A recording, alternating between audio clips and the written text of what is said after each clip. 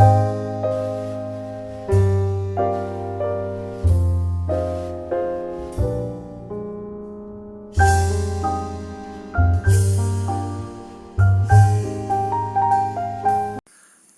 के बहाने द्वादश कक्षा की पाठ्य पुस्तक आरोह भाग 2 में संकलित ज्ञानपीठ पुरस्कार प्राप्त कुंवर नारायण जी की एक मर्मस्पर्शी कविता है, जिसमें अखिल लोक की एकात्मकता का प्रतिपादन किया गया है। कविता इस प्रकार है। कविता एक उड़ान है चिड़िया के बहाने, कविता की उड़ान भला चिड़िया क्या जाने। बाहर भीतर इस घर उस घर, कविता के पंख लगा उड़ने के माने, चिड़िया क्या जाने। कविता एक खिलना है फूलों के बहाने, कविता का खिलना भला फूल क्या जाने। बाहर भीतर इस घर उस घर, बिना मुरझाए महकने के माने, फूल क्या जाने।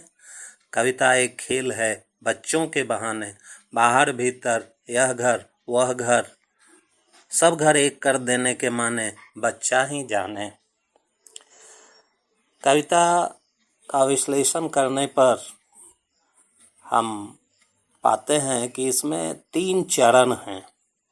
पहले चरण में कविता एक उड़ान है चिड़िया के बहाने, दूसरे चरण में कविता एक खिलना है फूलों के बहाने, और तीसरे चरण में कविता एक खेल है बच्चों के बहाने। तो इन 3 चरणों के माध्यम से, चित्रों के माध्यम से कवि ने एक तरह से कविता की बड़ी सुंदर व्याख्या की है। कविता क्या है, इसके बारे में बड़े बड़े विद्वानों ने अपना दृष्टिकोण, मनोभाव अभिव्यक्त किया है। अंग्रेजी की एक प्रसिद्ध परिभाषा है, poetry is the art of uniting pleasure with truth by calling imagination to the help of reason.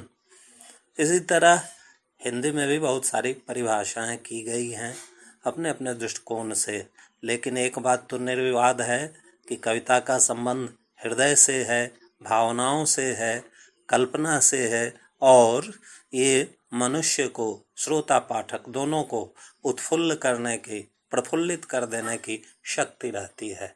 कविता का रसपान करते हुए हम अपने स्वत्व को भूल जाते हैं और उस भावन के क्रम में बिल्कुल कवि जिस भाव लोक में हमें ले जाता है उसमें विचरण कर लेते हैं।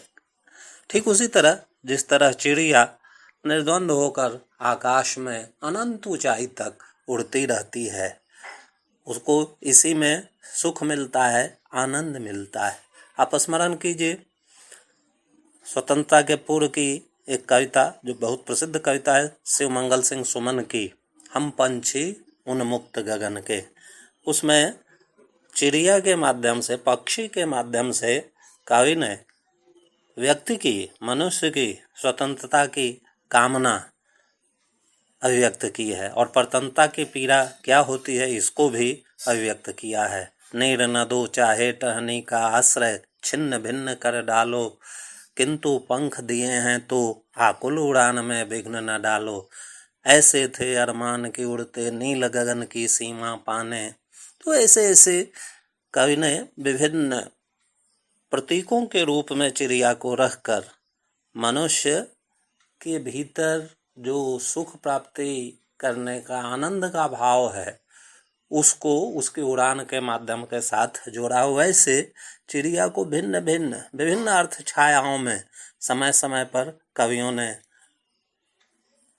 ग्रहित किया है। इसको हिंदी में ही लोक भाषा में का करब भैया तू पाई पाई जोड़ के, उड़ जाई हैं सुगना जब पिजरा के छोड़ के। ना घर तेरा ना घर मेरा, चिड़िया रैन बसेरा है। तो इस तरह चिड़िया मनुष्य की स्वच्छंदता को, उसके निस्सीम गगन में, भाव लोक के निस्सीम गगन में उड़ने की जो भावना है उसको विभिन्न अर्थ छायाओं में अभिव्यक्त करती है। कविता भी चिड़िया की तरह पंख लगा करके उड़ती है। पहले मैंने कहा कि कविता में एक 3 चरणों में एक आवृत्ति हुई है, बाहर भीतर इस घर उस घर। फिर बाहर भीतर, इस घर उस घर, फूल के संदर्भ में भी और बच्चे के संदर्भ में भी, बाहर भीतर, यह घर वह घर, और अंत में आया है सब घर एक कर देने के माने। कौन से सब घर? मनुष्य ने भेद से अनेक घर बनाए, यानी ये दीवारें हैं जाति की, रंग की, गरीबी अमीरी की, देश की, ये देश वो देश।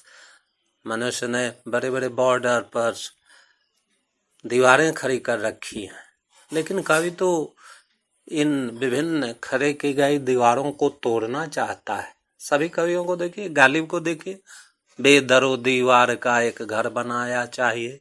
या एक अन्य कवि ने कहा, तेरा घर तो तेरा घर है, मेरा घर सचमुच अक्षर है।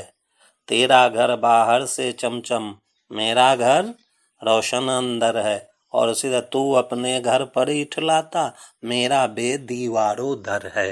तो ये जो भेद है मनुष्य मनुष्य में, अंतर, अलग और द्वंद्व, एक दूसरे से घृणा द्वेष आदि को कोई और संकेत करते हुए कवि कहता है कि मनुष्य में एकात्म भाव होना चाहिए।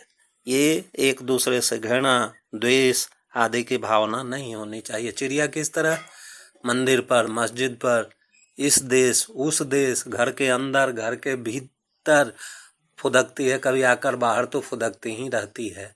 मनुष्य के भीतर भी अंदर और बाहर है, एक दृश्य जगत है और एक भीतरी जगत है, हृदय है।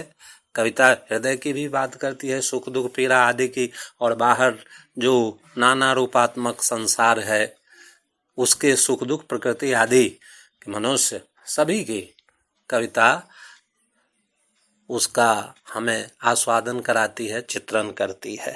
तो इस तरह कविता चिड़िया की तरह ही पंख लगा करके उड़ती है, लेकिन चिड़िया को ये पता नहीं होता। इसीलिए कहा कि चिड़िया क्या जाने, चिड़िया नहीं जानती कि मनुष्य किस रूप में उसको ग्रहण करता है, किन किन प्रतीकों में उसका प्रयोग करता है, लेकिन मनुष्य उसके भीतर अंतर्निहित तत्वों को अपने हिसाब से उपमा के रूप में, उत्प्रेक्षा के रूप में और नाना रूपों में कल्पना से संयुक्त कर प्रकट करता है। इसी तरह दूसरे चरण में है, कविता एक खिलना है फूलों के बहाने।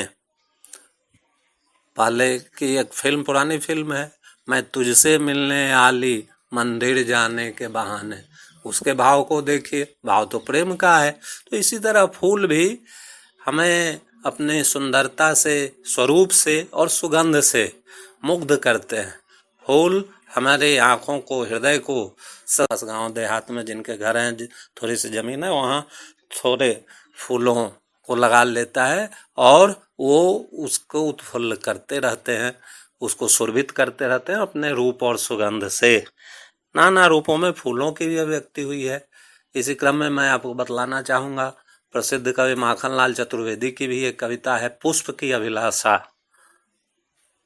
चाह नहीं करके प्रारंभ होती है कविता, और अंत में मुझे तोड़ लेना बनमाली, उस पथ पर देना तुम फेंक, मातृभूमि पर से इस चढ़ाने, जिस पथ जाए वीर अनेक।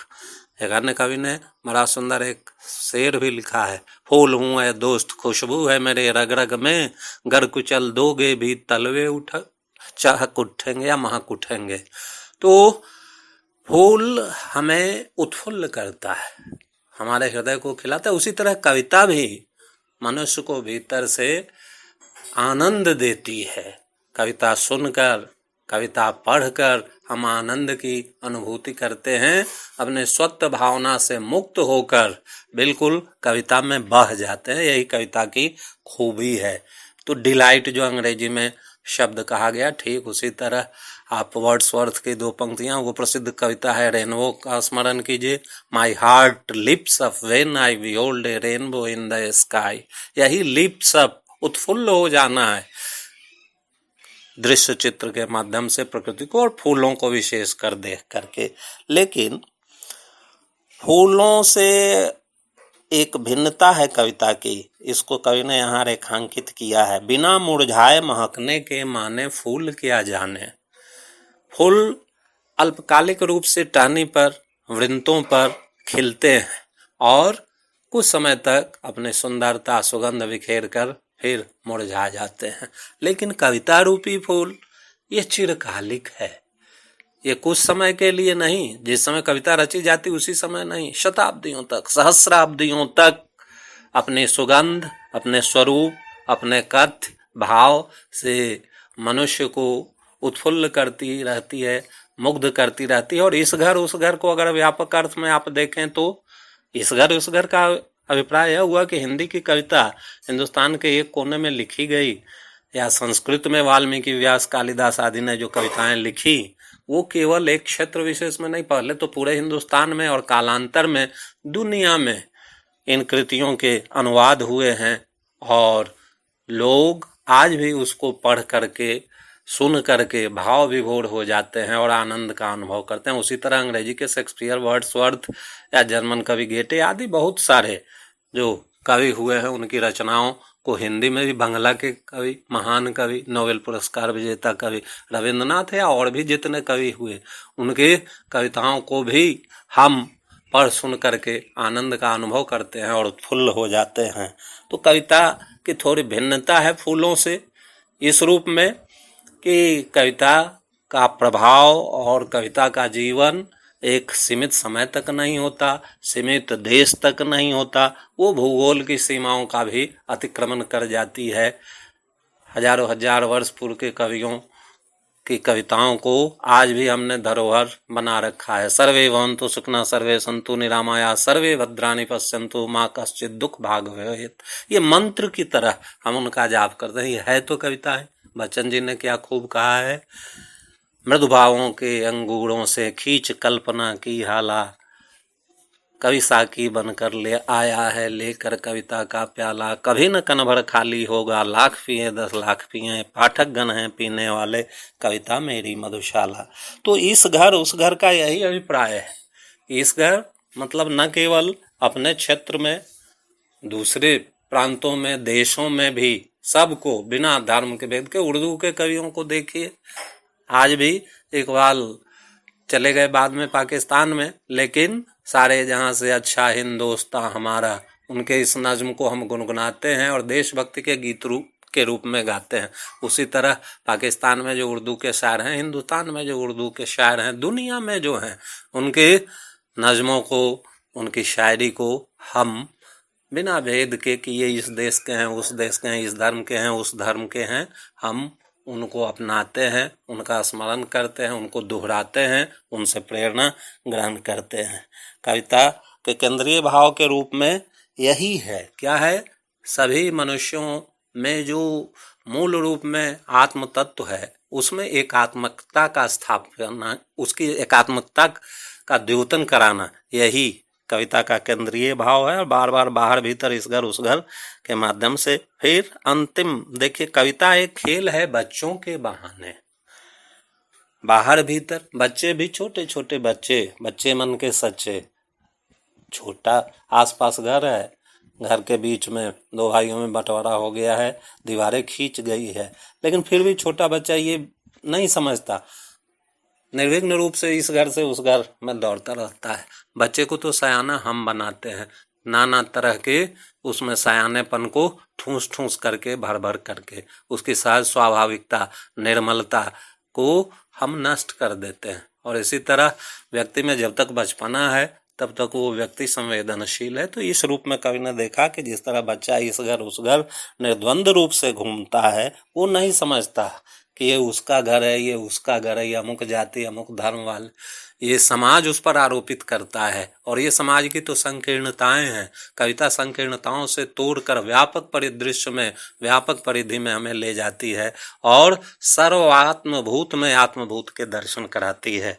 तो इस रूप में जिस तरह बच्चा सब घर एक कर देने के माने कोई भेद नहीं करता, उसी तरह कविता भी सभी घरों को तोड़ करके, यानी दीवारों को तोड़ करके, इस रूप में जो जाति आदि की दीवारें हैं उसको एक कर देती है। तो ये बच्चा ही जानता है। और शब्दों से खेल कर कवि क्रीड़ा करता है, और क्रीड़ा खेल तो उत्फुल्लता देता है, आनंद देता है, किलकारियां सीटियां आदि खेल में होते रहते हैं। इस रूप में ये कविता बहुत ही प्रभावपूर्ण है और अपने आप में महत्वपूर्ण है, और मर्मस्पर्शिता, सहज भाषा का गुण और हमें प्रभावित कर देने की क्षमता